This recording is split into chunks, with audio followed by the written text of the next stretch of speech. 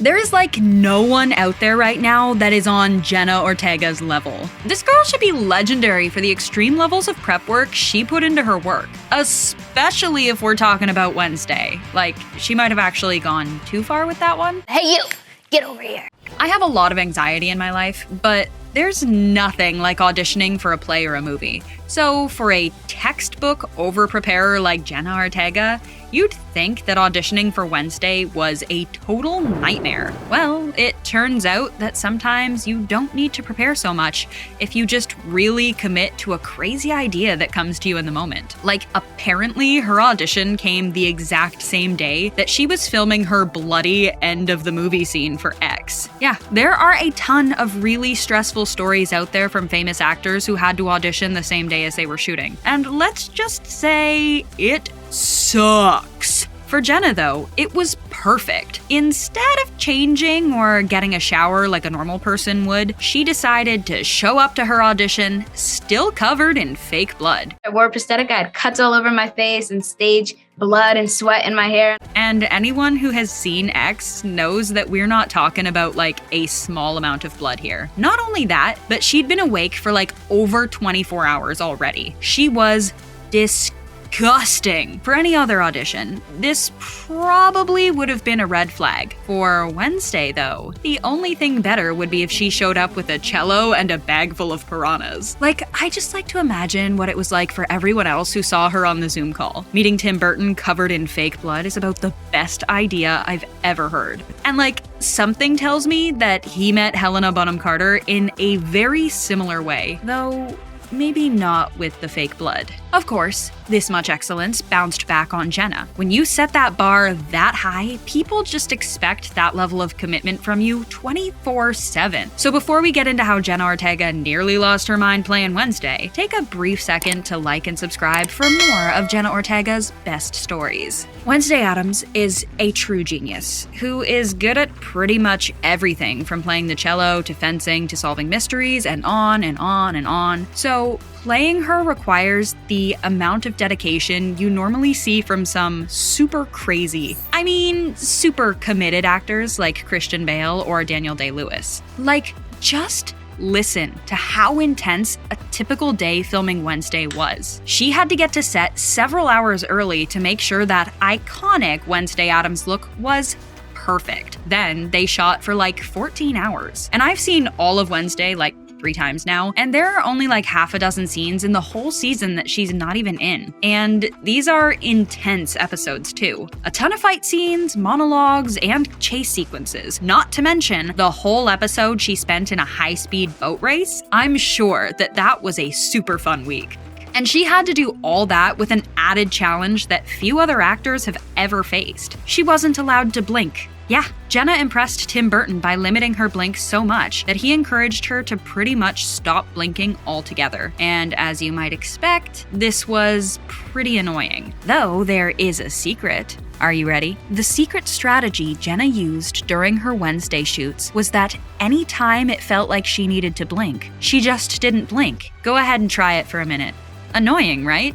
Yeah, that's all there is to it. Like, no wonder she was so good at being perpetually unamused for those giant 12-hour days. So normally that would be the end of it. She could just go home and blink and smile all night if she wanted to. But not for Jenna. It was just the beginning. There would just be more Wednesday work waiting for her when she got home. Like, she had lessons set up for her at home. Sometimes there would be Zoom calls that ran her through a fencing lesson, some fight choreography, or any of the other 8,000 things she had to do for the show. And the most extreme training she had to do was cello lessons. For that, they actually had an instructor sent to her home. Things were so bad that she was sleepless, delirious, and frantically crying from overwork. She said that she was practically pulling her hair out. And that didn't dull her passion for the project, though. In fact, she had to go like full diva mode to ensure that Wednesday really felt like Wednesday. Recently, she confessed she was borderline unprofessional on set because she flat out refused to do lines that she felt went against Wednesday's type. There were scenes where she was gushing over an outfit or emoting too much, and Jenna would just go, nope, this is wrong. She'd then pretty much rewrite the scene to fit Wednesday's character. We want to up kind of the horror aspect a little bit and then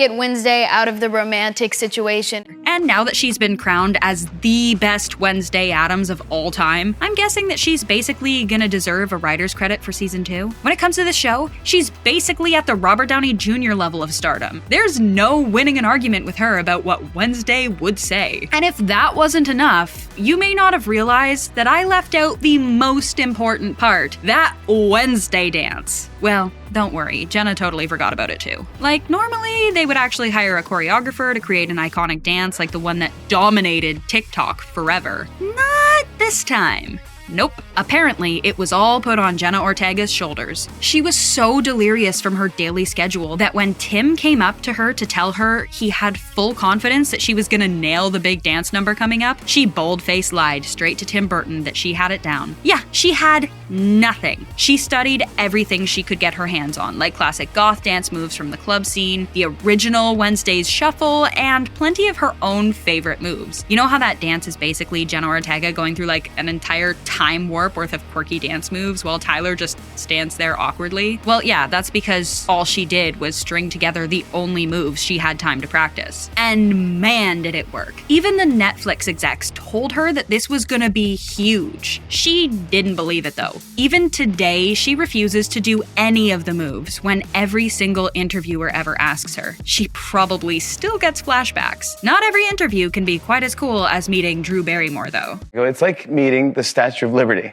So it's kind of crazy that 2022's Scream reboot/sequel was supposed to be a vehicle for poor Melissa Barrera, aka that girl from Scream who wasn't Jenna Ortega. Like, my favorite part of any Scream movie is the opening sequence. Drew Barrymore's might be the most famous, but my favorite is the Jada Pinkett Smith one from Scream 2. Like, that scene in the movie theater always freaks me out. So this is one of the only things Jenna and I disagree on though, I assume. For her big Scream opening scene, she went hard on the Scream study sesh. She watched all the movies, but mostly focused on Drew Barrymore's famous performance in that first film. And like, she even got to gush to Drew herself on her own talk show. I told them, I was like, guys, I'm talking with Drew. Should I just spoil the whole film? Though, I'm not sure if Drew was flattered or a little freaked out over how much Jenna studied her for Scream. It seems like it was a little bit of both. Was there any part she didn't have to study that hard for? I can get really dark really fast, and it's kind of spontaneous, and I think that might intimidate people. Evidently, there's only one role she felt like she really didn't have to go full Hermione on. Actually, it's 2023, maybe not a Harry Potter reference. There was only one role she felt like she didn't have to go full Emma Watson for. Yeah, that works. Evidently, Ty West, the genius behind the X trilogy, is so meticulous that no one in the cast felt the least bit anxious that they didn't know what he expected from them. They were all a big part of the process, so there was no need for Jenna to have to take cello lessons for this one. I mean, what would she have done? Watched X-rated films and the Texas Chainsaw Massacre every single day? There's no way she ever would have recovered from that. She even went so far as to admit that she'll never be in a movie quite like X again. I'm sure she's already terrified of season 2 of Wednesday Addams. I mean, I kinda am for her now. After seeing them together at the SAG Awards, I'm really hoping Aubrey Plaza comes on Wednesday to play like her in the future or something. But like, what do you think?